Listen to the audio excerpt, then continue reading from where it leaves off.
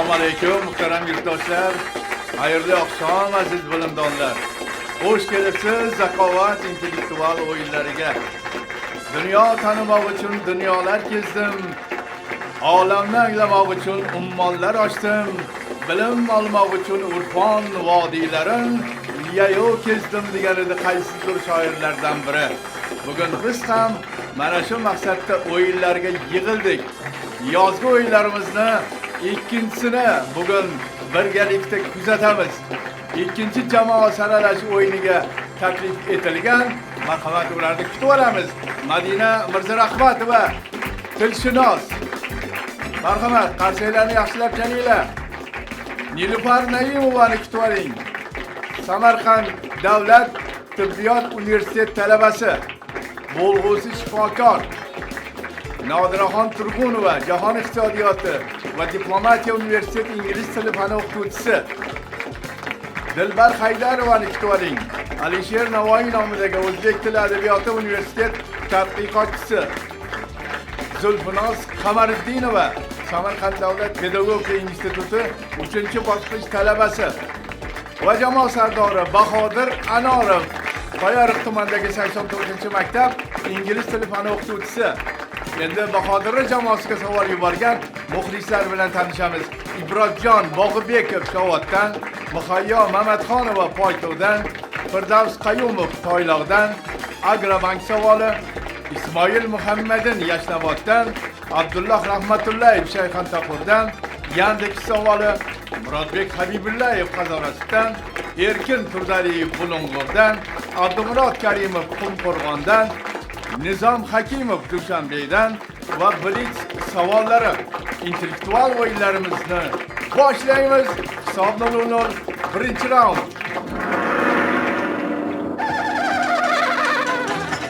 Ayollarda intellekt o'zgachaligidan xabarimiz bor. Ammo ularga erkak kishi bosh bo'lsa-chi? Ana savol qayerda? Ana shu fikrni bugun birgalikda tasdig'ini, isbotini ko'ramiz birgalikda. Bahodir, salomatmisiz? Assalomu alaykum muhtaram boshlovchi. 5 nafar o'zbek qizlarini yetaklab sizni jamoada ko'rganimizdan xursandmiz. Rahmat. Ajoyib bir esda qolar o'yin qilinglar, toki yodlarimizda qolsin. Nizom Hakimov, Tojikiston Dushanbeydan savol muallifi. Ko'rsatuv bosh homiysi Agrobank aksiyadorlik tijorat banki, Yandex O'zbekiston bizning yangi texnologik hamkorimiz hisoblanadi. Xorazm zaminida tavallud topgan Mahmud Az-Zamaxshari nozik iboralar risolasida yozgan. Ahmoq kishi hikmat lazzatini bilmaydi. Xuddi u kishi ma'lum muddat gul hidini sezmaganidek deb yozganlar. Ahmoq kishi hikmat lazzatini bilmaydi. Xuddi u kishi ma'lum muddat gul hidini sezmaganidek deb yozganlar. Diqqat savol, Az-Zamaxshari iborasidagi u kishi kim? Qanday toifa kishi? Vaqt ketdi. Kasal bo'lishi kerak. Kasal odam shamollagan odam ma'lum. Bu payti gripp bo'lgan bo'lsa, shamollagan. Kasal bilan attor bo'lishi mumkin. Ma'lum vaqt постоянно ular gullaydi. Birinchi qismga tushadimi shunda? Ahmoq odam hikmat lazzatini bilmaydi deyapti-da. Bir-biriga qarshi bo'lgan iboralar qo'llanyapti, shunga sal tushmayapti. Shamollagan, yuvinmagan, baliq sotgan, jizno kiygan. Ahmoq kishi yana qanaqa holatda ma'lum bir muddat Bilish qobiliyati yo'qoladigan yo'qoladi, ya'ni doimiy emasda shamollash, xastaliklar, undan tashqari yana bormi shunaqa holatlar? Hikmat lazzatini bir-biriga qarama-qarshi bo'lgan fikrlar o'ylashimiz kerak menimcha ham. Yomon hidlar bo'lib turgan joydan chiqqan. Qanaqadir yomon nima desa bo'ladi, konda ishlaganmi, qanaqadir hojatxona, hammomlar tozaladiganmi, rimda bor edi-ku shunaqangi sindrom. O'sha teri ko'nchilishi juda ham badbo'y bo'ladi, hidi badbo'y bo'ladi. Lekin ma'lum bir muddat deyilyapti. Ma'lum muddat. Shu ma'lum muddat undan keyin bilib ketadi. Doimiy o'sha jarayonda yo'qotib qo'ygan. Tugadi vaqt. Bahodir kim javob beradi? Diqqat. Nodira Turg'unovadan eshitamiz. Nodira, marhamat. Assalomu alaykum hurmatli boshlovchi. Assalomu alaykum. Bizni fikrimizcha bu hid bilish qobiliyatini ma'lum vaqt yo'qotib qo'ygan kasal inson deb o'yladik. Xuddi ahmoq kishi ham hikmatini, lazzatini bilmagan kabi. Qorni og'rigan odammi? Nima u? Qanaqa kasallik? Shamollagan, gripp bo'lgan bo'lishi mumkin. Aynan hid bilish qobiliyatini yo'qotishga aloqador bo'lgan kasalliklar. Qabul qilamiz va aniq javobga o'tamiz. Juda ayyor o'ynaydigan bo'lib ketyapsizlar. Qayta so'ramagunimcha bir narsalarni bekitib, ha biz ham shuni aytdik-ku deyish uchun-da bu narsalar. To'g'ri javob Azza Mahshariy iborasidagi u kishi tumov kishi. Tumov, shamollagan kishi. Shamollab qolgan kishi aynan gulni hidini sezmay qoladi. 1-0 hisob.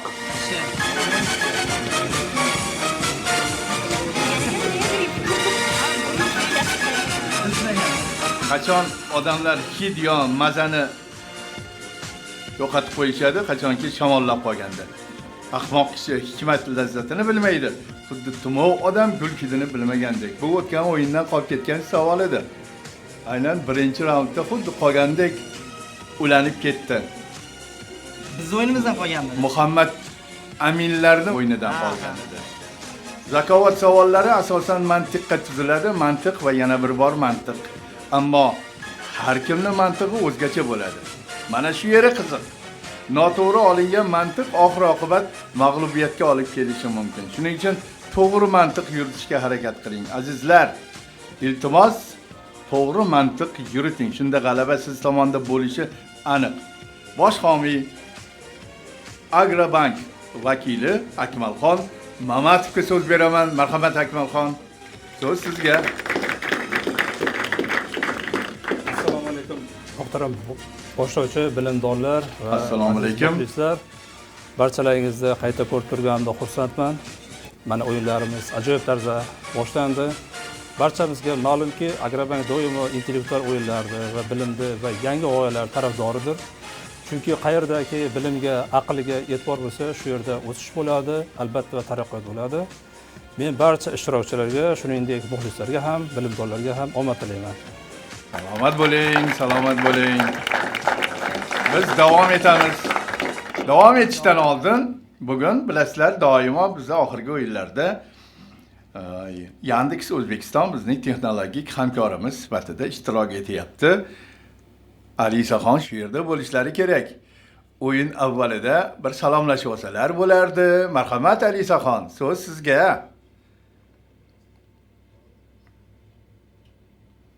Assalomu alaykum, hurmatli boshlovchi. Mana yoz mavsumi ham boshlandi. Barcha savol mualliflariga, bilimdonlarga va sizga baxt va omad tilayman.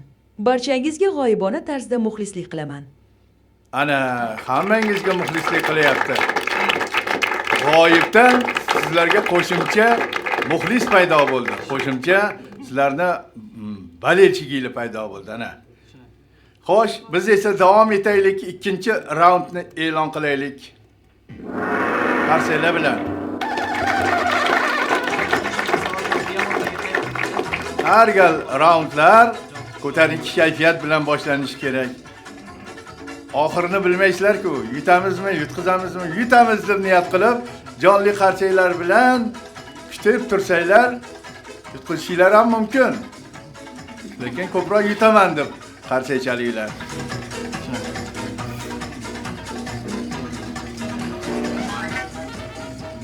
Ikkinchi raundga Erkin Turdaliyev Samarqandda Bulung'uridan keksa muxlisimiz yuborgan savollarni o'qiymiz. Judayam bir mantiq ketma-ketligiga ishlangan savol. Muxlisimiz o'zbek xalq maqollaridan savol qilib jo'natganlar. Ketma-ketligi sizni maqsadga eltadi. Boshlayman. Qo'sh haydamoq, bormoq, kelmoq. Ketmon chopmoq, olmoq, solmoq. O'roq o'rmoq, yig'moq, uzmoq. Hay ishning og'iri 3 ta nuqta. Hay ishning og'iri 3 ta nuqta. Diqqat savol. Eng oxirgi qatorni esa mantiqan shoirona fikrlab siz topasiz. Vaqt ketdi. Mana shu she'r yodlab qolmoqmi? Qiyin. Ketma-ketligini yodlab qolmoqmi? Mana Bu bormoq, kelmoq, borib kelyapti qo'sh adashda. Ketmoq, chopmoq, olmoq, solmoq. O'roq, o'rmoq, uzmoq, yig'moq. Nimaga keldik? Yig'ildi endi. mana shu tartibni yodlab Hosil yig'ildi, hosil yig'ildi, yo'qcha. Hay ishning oxirida hosil yig'ildi. Yanchmoq, xirmon yo'l paydo bo'lishi xirmon hozirlamoq. yanchmoq, yemoqmi? bir-biriga Taqsimlamoq oxiri yer haydab ekin xirmon to'plamoq. qanaqadir ekin Lekin shoirona qanaqa falsafiy maqollardan ketaylik. Yodlab olish qanaqadir ketma-ketligi maqsadga olib boradi. Nima qilyapti? Haydavotda o'rvotda. bo'ladimi? Mana jarayon ketma-ket ketyapti ekin. Oxiri hosilga Ya'ni to'xtadi. xirmon bilan tugaydi. Yana nima desak Yig'di, bo'ladi? yig'i bo'ldi. Uzmoq, yig'moq. non qiladi, taqsimli bug'doyni taqsimlaydi, non qiladi. Pishirmoq, yemoq. Pishirmoq, yemoqmi? Yemoqmi? Ishning oxiri tanovul qilmoqmi? Tanovul qilmoq yoki qishlashga tayyorgarlik ko'ryaptimi? Tugadi vaqt. Kim javob beradi? Dilbar Haydarova javob berdi. Dilbar Haydarova. Hay ishning og'iri. Oxirgi qatori siz to'ldiring, marhamat. Muhtaram boshlovchi, bitta aniqlashtiruvchi savol bersam maylimi javob berishdan oldin? Gapirib o'ringchi. Xato eshitmadimmi? Hay ishning oxirimi yoki og'irimi? Hay ishning og'iri deyapman-ku. Bo'ldi, uzr. Tanovul qilmoq masalan. Pishirmoq yoki tanovul qilmoq. She'riy yondashilsa kamida 3-4 ta so'z bo'lish kerak-da bu yerda.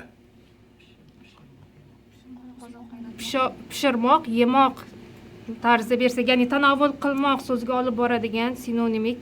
O'zi gap nima haqida ketyapti yuqorida? Maqollar ketma-ketligi? Xo'p, maqollar ketma-ketligi Nima bo'lishi mumkin? Qanday dehqonchilik bo'lishi mumkin? Kartoshkami? Piyozmi? Yo'q, bug'doy ekilyapti bu yerda. Masalan, o'rmoq so'zlari bor, aynan bug'doy o'rib, tegirmonga solinib, un qilib, masalan, turli xil oziq-ovqat yoki non ko'rinishida dasturxonimizga tortiladi. Qabul qildik. Qabul qildik va aniq javobga o'tamiz. Javobni o'ldi-jo'lda qilib berasizlar-da, keyin to'g'ri javobni biz aytganimizdan keyin bizniki ham shunaqa-yu deb turadigan odatinglar bor. Shuning uchun men qayta so'rab qo'yadigan odatim bor. Sizni men javobingizni qabul qildim va Erkin Turdaliyev bergan savollarini to'lig'icha o'qiyman. Hay ishning og'iri, xamir qormoq, non yopmoq. Sizda bo'ldi bu gap. Nega o'ylab turibsiz? Siz to'g'ri javob berdingiz. 2-0 hisob.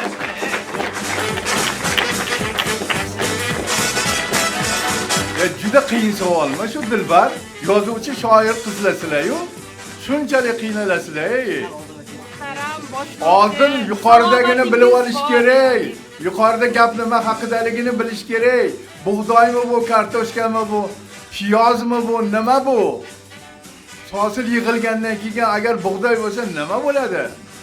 Xamir qorib non yopiladi. Sochlarim bekorga oqarmaganligi mana shunaqa paytlarda men o'zimga ayon beradi. Xo'sh. Ketdik, davom etamiz. 3-raund.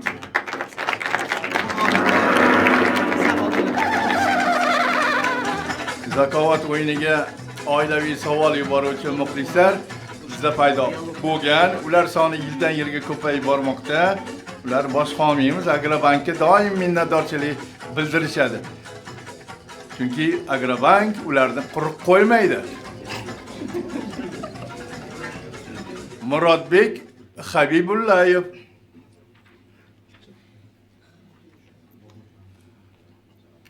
Murodbek Habibullayev Xorazm Xazavras tumanidan.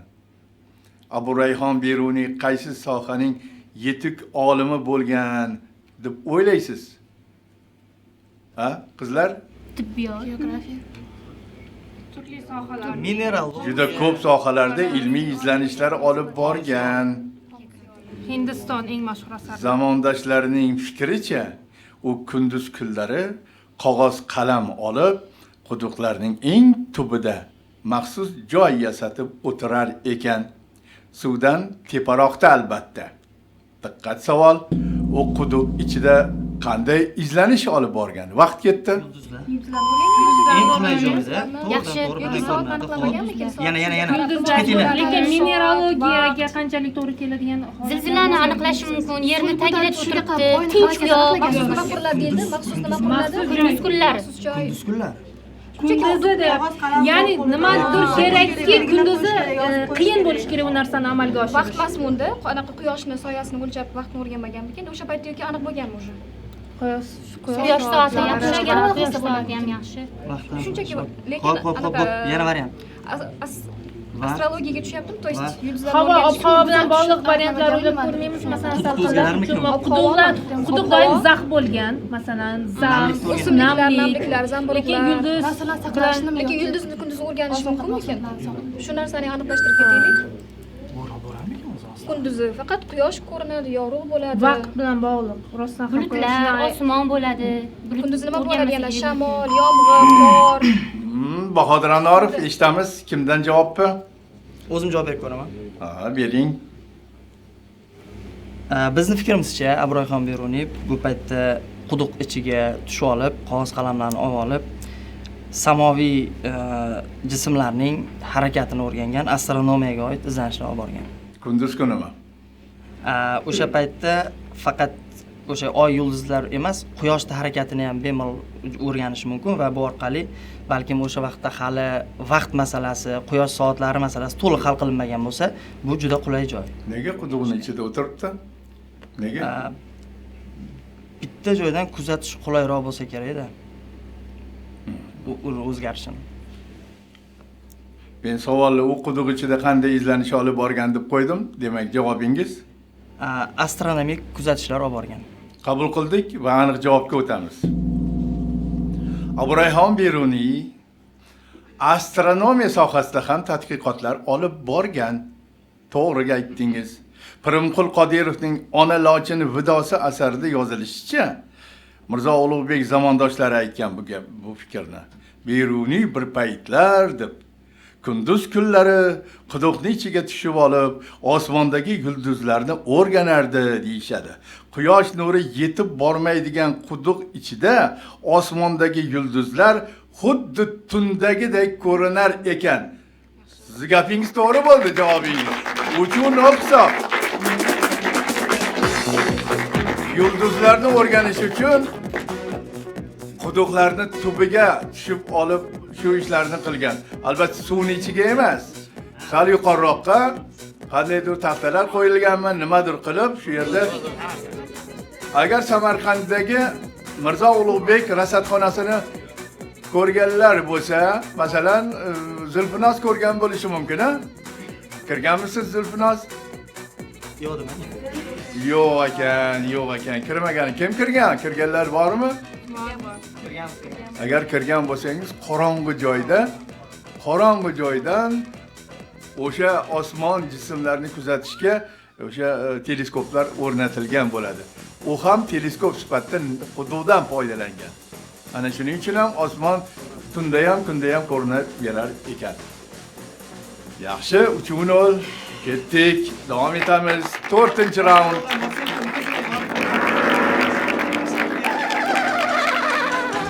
Endi ancha pishib qoldinglar deb o'ylayman-da. Ancha qachonlardir bosh toshga tegaverib, devorlarga urilaverib, quduqni devori ham qolmadi, urildi sizlarning boshinglar. Endi qachondir oson savollarni ham, qiyinini ham olishinglar kerak. Ibratjon Bog'ibekov, ko'rsatuv bosh homiysi, Agrobank aksiyadorlik tijorat banki.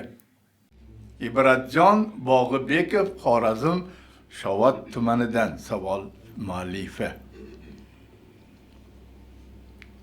Qadimgi Xorazm me'morchiligida Zardushtiylik dini muqaddas hisoblangan.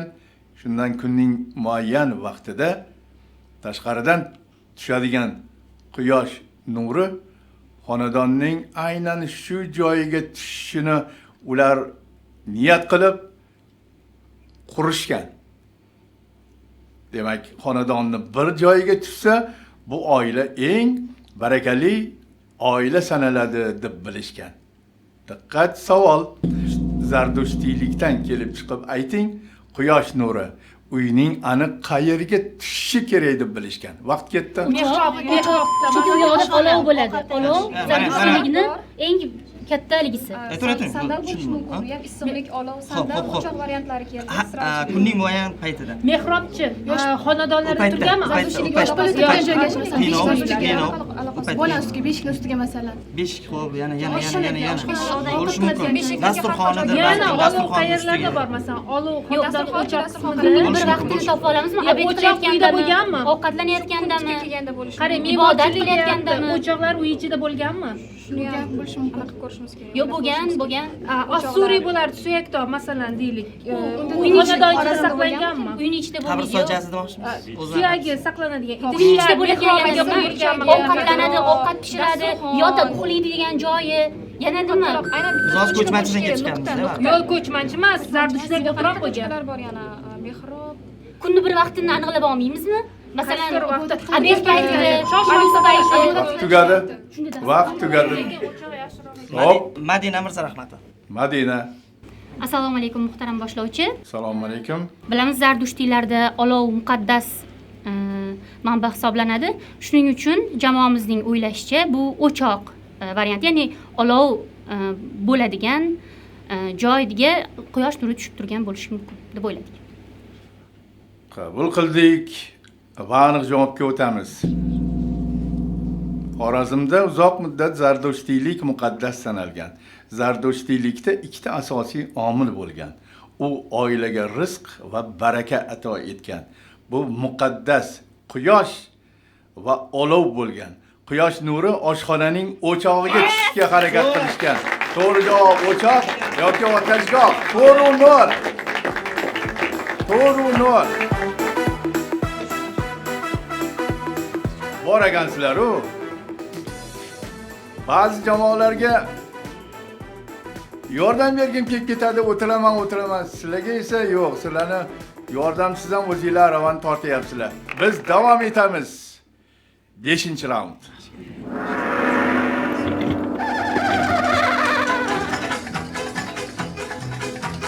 Ekrandagi yangi savollar uchun ochilgan platformaga ko'zingiz tushayotgan bo'lsa, ma'lumotlar yozing u yerga, keyin savol jo'nating.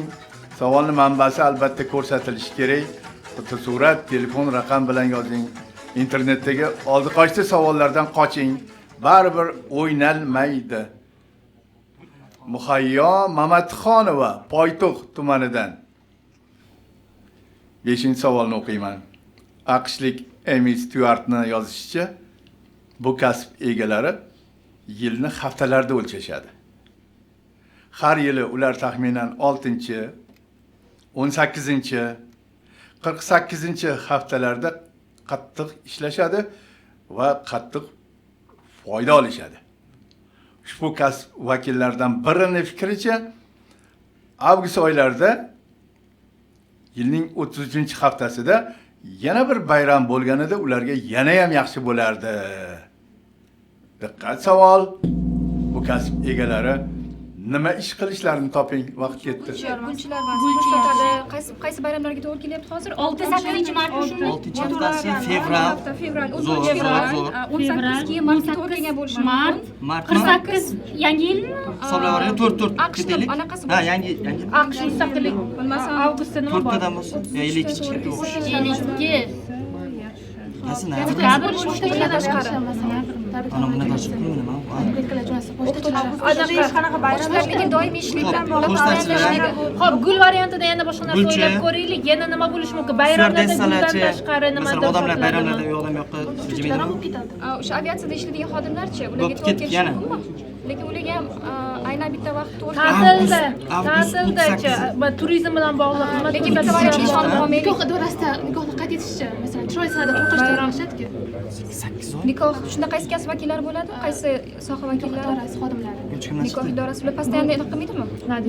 Odamlar chiroy Manda sanada ham Zulfinozda ham tengchilik kalamizda. Tugadi vaqt. Javob bering. Zulfinozdan eshitamiz. Marhamat, Zulfinoz. Hop, bu savolga floristlar, ya'ni gul sotuvchilar javobini bermoqchimiz. Floristlar dedingizmi? Ha. Gul sotuvchilar. Qaysi tilda bu floristlar? Lotincha floradan kelib chiqqan bo'lsa kerak. Men endi tilda uncha ilg'or emasman-da. Shuning uchun gul sotuvchilar degan javobingizni qabul qilaman. AQShda yil davomida u Sevishganlar bayramida yilning 6-haftasida ko'p sotiladi. 18-haftasida onalar bayramida ko'p sotiladi. Yilning 48-haftasida AQShda shukronalik bayrami bo'ladi. Aynan shu kunlari AQSh hududida gullar ko'p sotiladi. Agar avgust oyida ham birorta bayram bo'lganda gul ko'p foyda qilardik degan gaplar chiqib tushadi. Hisob 5-0.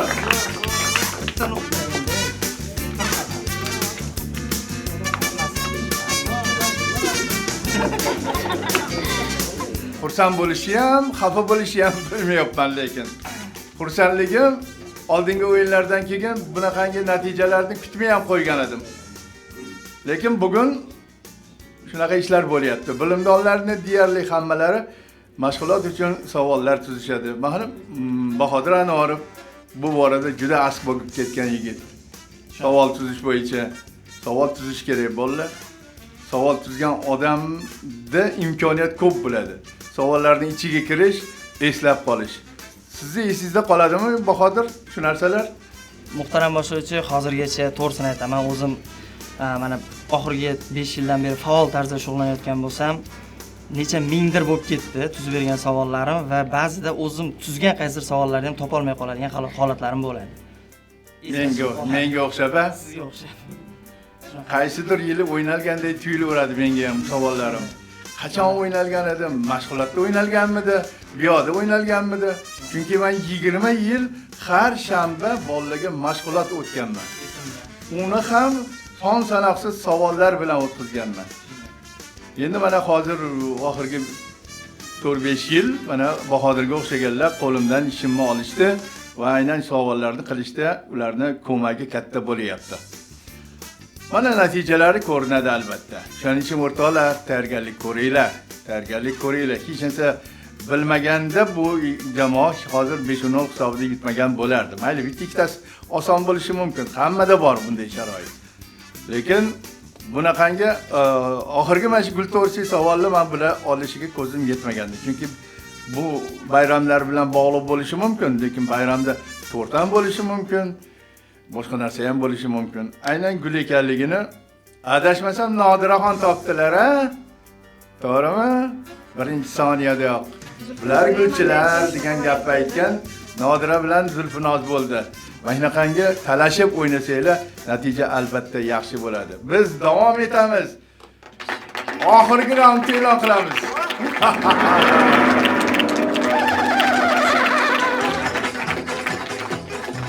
Qolganlarni ham ruhi ko'tariladi 6-0 yutsanglar. Mayli, ular finalga chiqa olmasa ham yo chiqsa ham qiziq bo'ladi-da. Lekin bilimdonlar ham nimalarga qodirligini aynan bugun isbotlayaptilar. Ilgari shunaqa zo'r o'ynardinglar, keyin borib hamma ishli bo'lib, Agrobank hamma ishli bo'lib, o'qishli bo'lib, bola chaqa bo'lib, yaxshi o'qishlarda ishtirok etmay qo'ydinglar. Agrobank savolida Luiza Savetova. Familiyani qarang. Ko'rsatuv bosh homiysi Agrobank aksiyadorlik tijorat banki, Yandex O'zbekiston bizning yangi texnologik hamkorimiz hisoblanadi. Luiza Savetova degan qozoq millatiga mansub qizimiz Zarafshondan. Lev Tolstoy Anna Karenina romanida asar qahramonlaridan biri Aleksey Karenin quyidagi tarixiy shaxslarni birma-bir xayolidan o'tkazadi.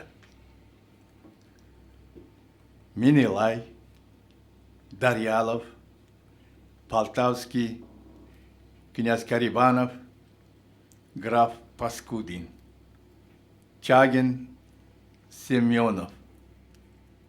Diqqat savol. Nega?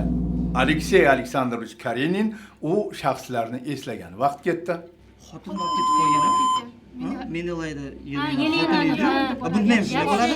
Ayollar bilan bog'liq, masalan, xiyonat sahnasi bormi? Hammasini Hammasini ayollar xiyonat qilganmi? Nima deb javob beramiz? Ayoli kimlardir ketib qo'ydi.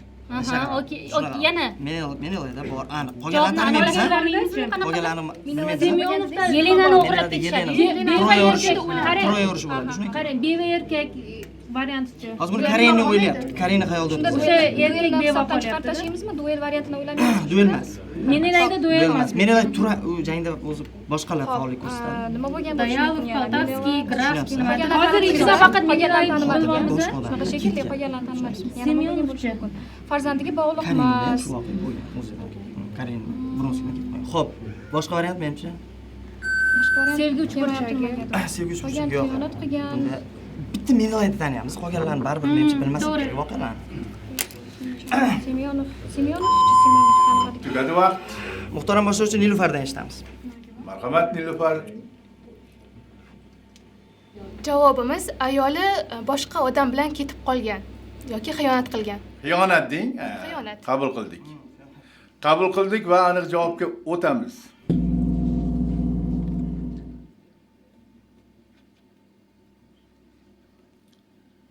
Iliada asari qahramoni Menilayni eslaydi.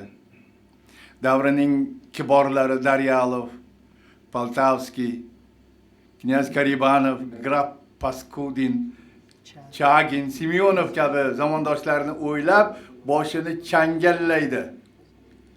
Chunki ularni ham xuddi Karenin singari, Anna Karenina singari xotinlari bevafolik qilishgan. Xotinlari bevafolik qilishgan. Qoyil. Ana shularni eslab boshini changallaydi. Bu olqishlar Bahodir Anorov jamoasiga. Savollar shunaqangi qulay qilib tuzilmoqda. Lekin bilaman sizlar shug'ullansanglar shunaqa savollarni topasizlar. Lekin shug'ullanmay qo'ydinglar. Aziz boshqa jamoalar, shuning uchun shug'ullanmasanglar bu yerga chiqib vaqt ketkazishi hojati yo'q deb o'ylayman. Shug'ullanmagan odam bu yerga kelmagani ma'qul. Men hali formada emasman, chiqa olmayman deyish kerak. Lekin bularni chin dildan tabriklashimiz kerak. Bahodir Anor jamoasini yana bir bor eslatib o'taman. Madina Mirzarahmatova g'oliblar 6-0 hisobida yutgan g'oliblar Nilufar Naimova, Nodiraxon Turg'unova, Dilbar Haydarova, Zulfinoz Qamariddinova, jamoa sardori Bahodir Anorov. Kutilmagan 6-0 hisobidagi g'alaba bilan chin dildan tabriklaymiz sizlarni. O'yin degani mana shunaqa bo'lsin. Men bundan keyingi o'ynaydigan jamoalarga bu ibrat bo'lsin bu jamoaning o'yinlari va shunaqa o'yinlar qilingki, qiynalmasdan juda ham oson va qiyin va hammasini topib tashlashyapti. Bu nimani bildiradi? Mashg'ulotni. Men toppagan gapim shu. Faqat mashg'ulot sizni ko'kka ko'taradi. Mashg'ulot qilmaslik yerga tushirib qo'yadi. Yerda sudrali yurmoqchi bo'lsangiz mashg'ulot qilmang.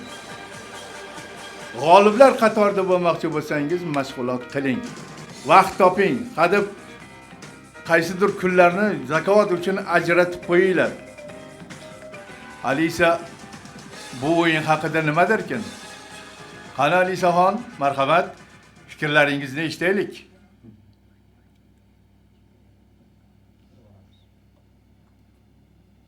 Bu o'yinni kuzatib odamlar aql yordamida qaror qabul qilganda naqadar ajoyib ekanliklariga yana bir bor amin bo'ldim. Ammo tomoshabinlarga ham minnatdorchilik bildirishga arziydi. Savollar oson emas edi. Hammaga ajoyib kayfiyat tilayman. Kayfiyat bugun a'lo. Kayfiyat bugun a'lo. Buni Alisa ham tasdiqlab turibdi. Eng yaxshi savol qaysi bo'ldi? Bizga Agrobank vakili marhamat Akmaljon Mamatovga so'z beraman, boshqarma boshlig'iga fikrlarini aytsinlar. savolni egalari mayli mag'lubiyat uchragan jamoalar savolni ham taqdirlashimiz mumkin. Marhamat Akmaljon. Anchadan beri ko'rilmagan o'yin bo'ldi. Ishsiz qoldirishdi sizni bugun. Haqiqatan meni o'ylanib turardi, bunaqa holatda sovg'a beramizmi, bermaymizmi? Chunki bunaqa o'yinni anchadan beri endi ko'ryapmiz. Bilimdonlarga minnatdorchilik bildiramiz shunaqa qiziqarli o'yinlar uchun. Endi savollarga keladigan bo'lsak, savollarimiz ham haqiqatan Alisa mana aytib o'tib ketdi, oson emas edi, har xil janrlarda edi. Menimcha eng qiziqarli hamda ko'p mantiqiy savol deb Samarqand viloyati Burg'unqur tumanidan Erkinjon aka Turdaliyevni hali maqollar bo'yicha bergan savoli yo'qdi deb o'ylayman. Ketma-ketlikda yaxshi tuzilgan savol edi. Erkin Turdaliyev, sizni chin dildan tabriklaymiz. Sizga bugun 10 million so'm pul mukofoti taqdim etiladi Agrobank tomonidan. Bugun bizda ekspertlar qiynaladigan bo'ldi. Maqsud O'roqov, Farruh Yoqubjonovlar. Marhamat. Kim faol bo'ldi? Hammami. Maqsud, boshlang. Assalomu alaykum, hurmatli boshlovchi, hurmatli bilimdonlar. Avvalo jamoani chiroyli g'alaba bilan tabriklayman. Bizga juda ham bir chiroyli o'yin namoyish etib berishdi. O'zingiz aytganingizdek hamma faol bo'ldi. Har bitta bilimdon qaysidir savolni topilishida o'zini hissasini qo'shdi. Endi ana shu to'g'ri javoblarni tanlay olishda katta hissa qo'shgan Bahodir Anorov menimcha eng yaxshi o'yinchi bo'ldi bugun. Xo'sh, Bahodirni e'tirof etdilar. Bizda yana bitta ekspert bor, bu Farruh Yoqubjonov. Assalomu alaykum, hurmatli boshlovchi. Jamoani tabriklayman.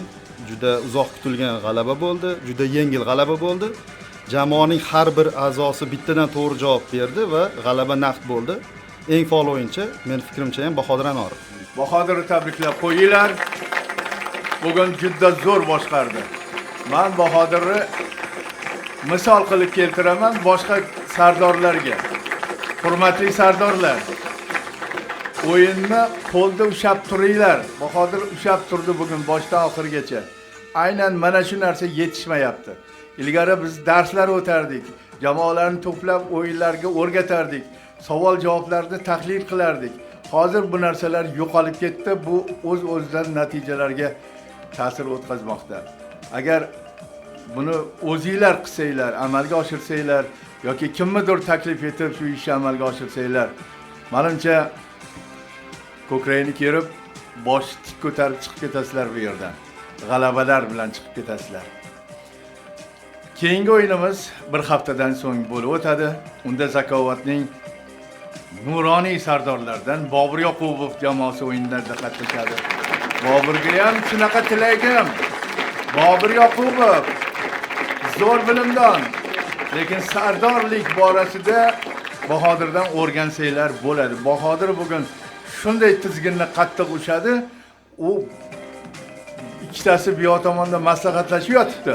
U bitta qiz bilan bu yoqda maslahatlashib yotibdi. Nima deyishini o'rgatyapti. Mana shunaqa bo'lish kerak jamoa sardori. Aziz muxlislar, o'yinlarni kuzatishda davom eting. Yozgi o'yinlar endi qizg'in pallasiga kirmoqda. Hammangizga tinchlik, xotirjamlik, oilaviy baxt va omadlar tilab qolaman. Bugungi o'yin tugadi. Yana Zakovatda ko'rishguncha omon bo'linglar.